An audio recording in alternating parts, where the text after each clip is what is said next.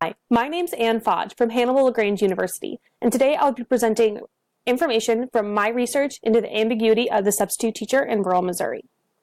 The stigma of the substitute teacher is not a secret. Images of classrooms filled with paper airplanes, distracted students, and a disenfranchised adult is part of the archetype of the American school system.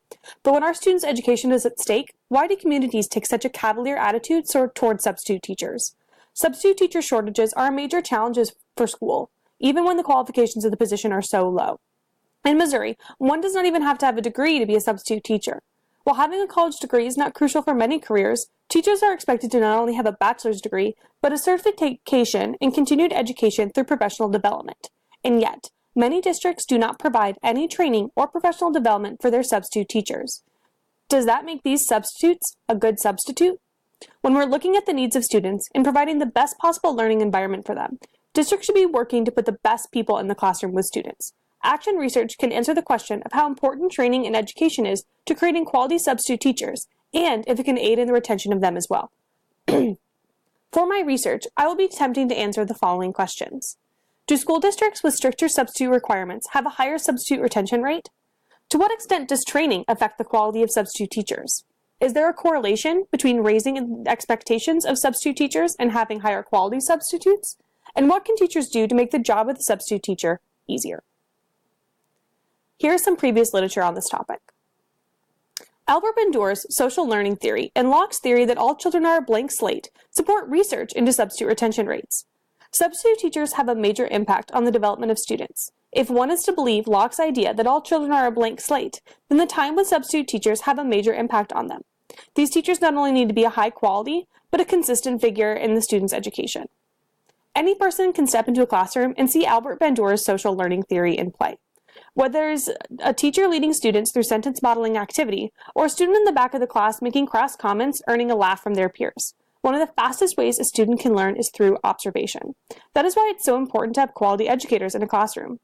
Modeling of not only educational behaviors, capitalizing the first words of sentences, or remembering units in math, but modeling the desired social behavior is crucial.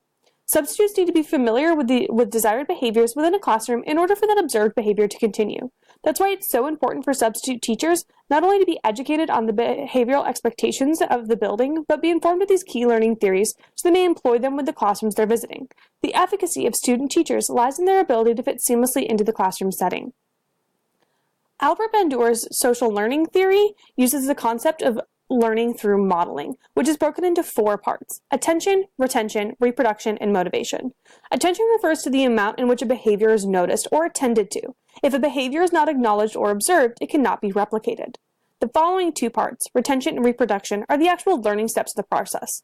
A person cannot be much influenced by an observation's behavior if he has no memory of it, and thus retention and then self-explanatory reproduction of the behavior shows what the behavior the person has learned. And then motivation. When positive incentives are provided, observational learning, which has previously remained unexpressed, is promptly translated into action. The use of positive incentives creates motivation for continued observed behavior. In an essay concerning Human Understanding, Volume 1, John Locke explained the concept of tabula rasa, a Latin phrase meaning blank slate. This Latin phrase was in direct contrast to the 17th century French philosophers Descartes' concept that there is nothing in the understanding that was not earlier in the sense. Previous to Locke, it was believed that there was inherited knowledge. People were either born physically and spiritually strong, or they're not. Locke's theory that people were born a clean page to be written upon underlines the fact that our entire knowledge from experience through sensation and reflection.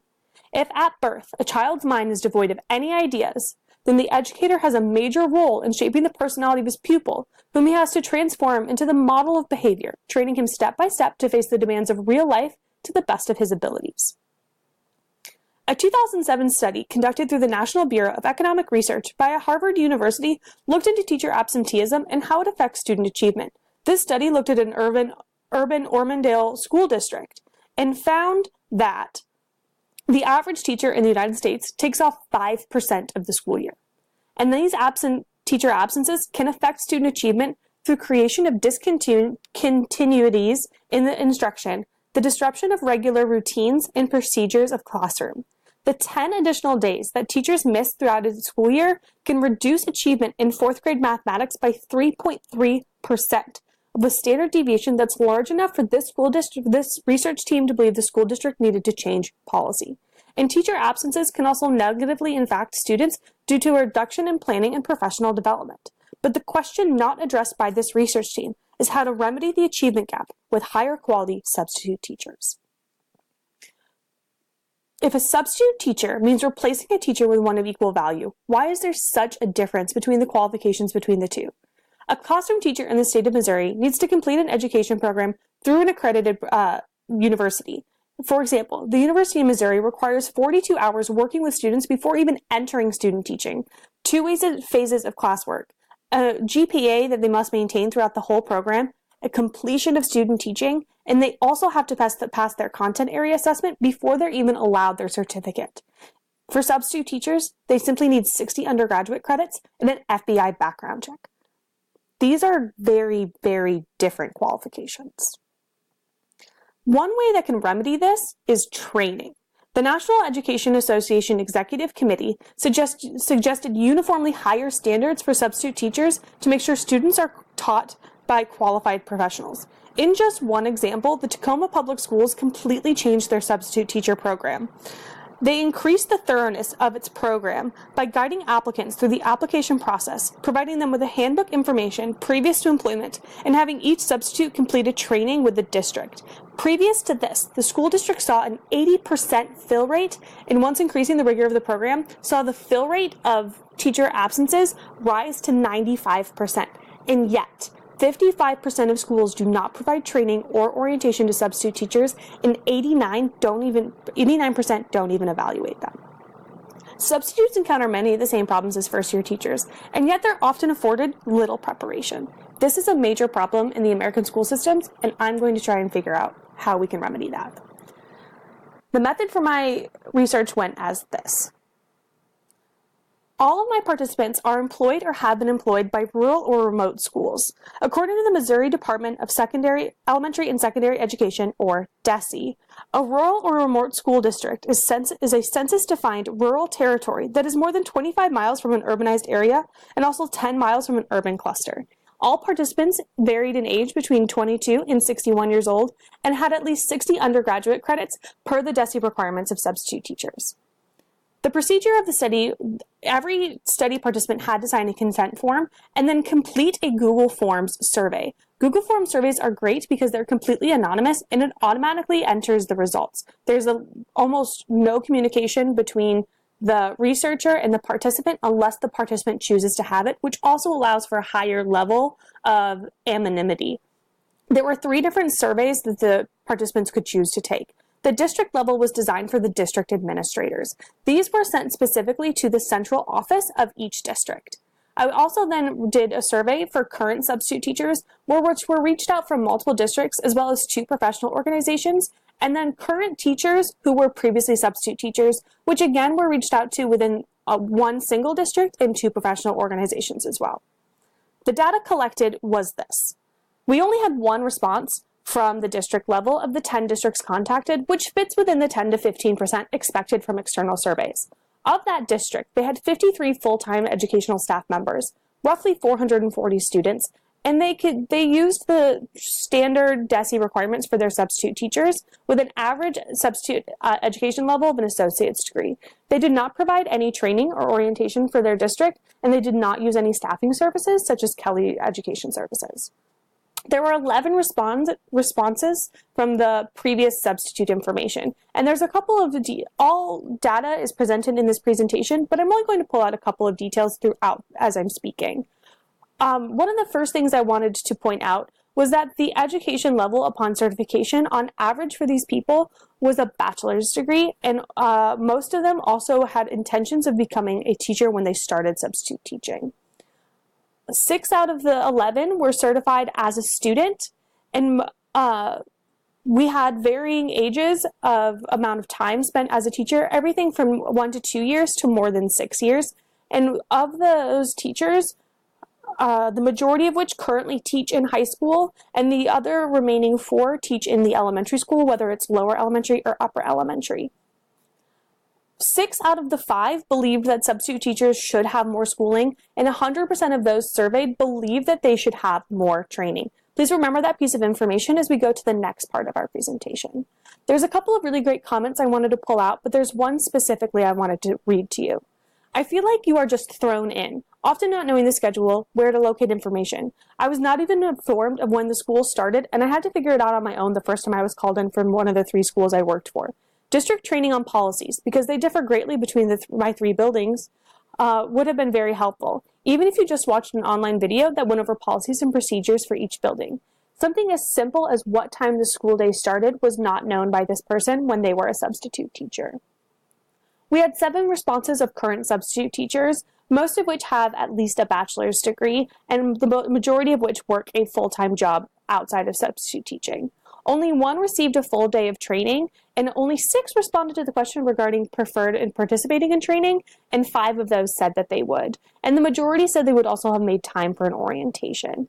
These people have taught on average in more than 15 classrooms and have substituted almost all grades. That's a huge span across the curriculum.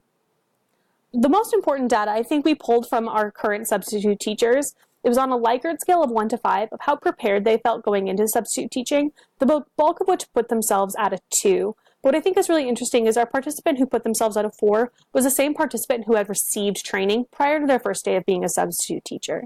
But there was an excellent comment I wanted to pull out. I used to work as a full-time nuclear medical technologist. Subbing is definitely harder. Kids take advantage of subs, and some kids are very disrespectful. Parents and kids seem to be in control of the school, and teachers can't discipline like they used to. While substitute teachers cannot change the discipline structure of a school, having them be part of the culture can completely change the way they are looked at from students. When we are analyzing the data, there's a couple of really important pullouts to make. Regardless of what research says, districts are still not training their substitutes. As mentioned in the previous literature, there is evidence that shows that training substitute teachers is not only helpful to the students, but to the traditional teaching staff as well.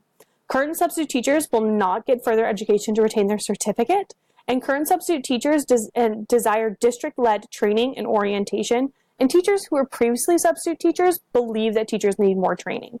So the 2 people who would have the most experience in the field, full-time teachers who are previously subs and current substitute teachers, are both seeking training, and yet they're still not getting it. There's a couple of major future implications of this research as well. What should districts do is the first question. There's a couple different options as far as training goes. One option would be a video, whether it's done by the district staff or the teachers, or even having students get involved in a training video. Having a training video and training book can help give the substitutes something to enter them into the culture of the school. Another option, which would be slightly more expensive for districts, would be teacher-led training. Having the teachers, whether it's in a planned period or a scheduled chunk of their day, spend 2 hours with a substitute teacher not only gives them a buddy within the building, but allows them to have an idea of what is expected of them. Another option is to include substitute teachers in the professional development days of the school. Whether it's open to substitutes or mandatory for substitutes, I think the most important thing for them to be engaged in are those back-to-school district meetings before the first week of school, where policies, rule book changes, and team building activities exist. And lastly, I think having requirements for teachers, substitute plan requirements, what is expected, what sort of protocols need to be listed are very important, and also a protocol for negative substitute experiences, because substitute teachers need to be evaluated just as regular teachers are. For anybody planning on expanding this research in the future or trying to conduct it on their own, I do have a couple of recommendations. The first would be adding questions about how the districts calculate substitute retention within the survey, and also asking districts about teacher absenteeism. I think the 2 go hand in hand very, very tightly. I think also having just additional participants can always be helpful in any research. And in doing that, I think it would also be very interesting, if you're planning on furthering this research, to look at how districts who train their subs and districts who do not train their subs line directly with substitute retention rates, and even which sorts of training works best for their students. Thank you so much for listening to my presentation today. If you have any questions, please feel free to email me. And here are the resources that I use for this presentation. Thank you so much.